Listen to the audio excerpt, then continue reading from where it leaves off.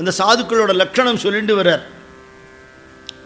வேண்டுதல் வேண்டாமை இரண்டையும் விட்டு விளங்கிடுவார். இது வேணும்னு இல்லை, அது வேண்டாங்கிறதும் இல்லை. இந்த சிவன் சார் பிரம்மேந்திராவை பற்றி சொல்கிறத வெறுப்பில் இருந்த விருப்பையும் விட்டு விட்டார்னு ஒரு வார்த்தை சொல்கிறார். ரொம்ப அழகான வார்த்தை. எல்லாம் வேண்டாயா அதுவும் இல்லை, அது கொண்டா அதுவும் இல்லை.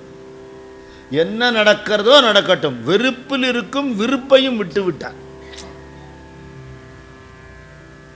பரமஹம்சர் சொல்றார், பொம்மை நாட்டுகளை தப்பான பார்வையாக பார்ப்பானே அந்த பார்வையை தான் தப்புன்னு சொல்கிறது. பொம்மை நாட்டுகள் கூடாது, நரக வாசல்னு சொல்லியிருக்காரு அப்படின்னா ஆச்சாரியால் அது அந்த அர்த்தம் வேற. பொம்மை நாட்டுகளை அம்பாளா பாருங்க.